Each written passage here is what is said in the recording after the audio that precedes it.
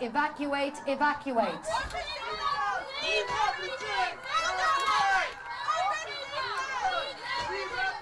This is not your ordinary cabin crew training. Here at the state-of-the-art Emirates Aviation College, new trainees undergo an intensive 7.5-week course where they are tested not just on theory and procedures, but putting their knowledge to practice. So in case of any real-life emergency, the crew are well prepared.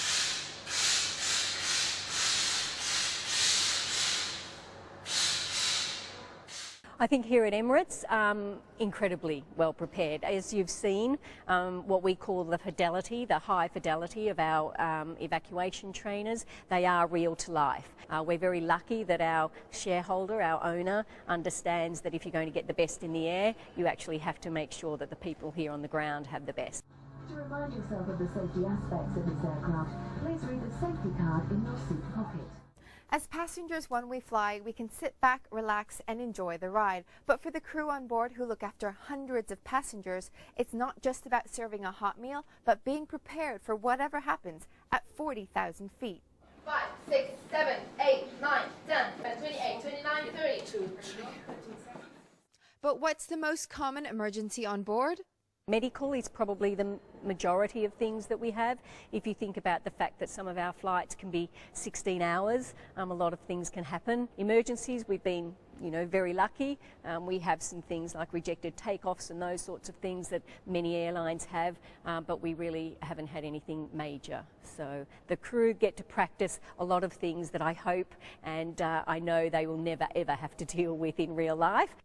A 16-hour flight, 40,000 feet up in the air, changing time zones. Flying can be tough as a passenger, and it definitely isn't an easy job. But you'd never know by the number of worldwide applicants. In 2011, there were over 90,000 applicants, and only 4,000 were selected to join. Obviously the numbers we need is driven by the aircraft that we have coming. It's around about 5% who are actually successful.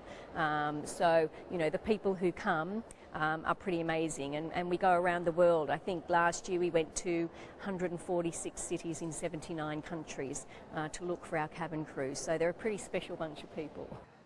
While most airlines globally work to avoid state aid and bankruptcy, Emirates is not only one of the fastest growing carriers in the world, but also only one of a handful of airlines actively focused on high quality service. A lot of people, I don't believe, realise the depth of knowledge and skill that people need to become cabin crew.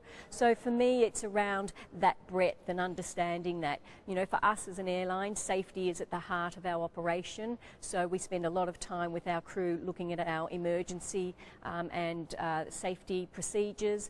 They get trained in image and uniform, as I've said. We've talked about medical, obviously cabin service training, so making sure that they're delivering our wonderful product. We have an amazing product on board the aircraft in terms of food and beverage, and of course that needs to be delivered with grace and elegance and a fabulous smile and really friendly. The signature red hat, impeccable uniform, and service with a smile, the Emirates flight attendant is unmistakable. But don't be fooled, these crew members are the products of a program that is almost as selective as Harvard. June Wrigley, Emirates 24/7.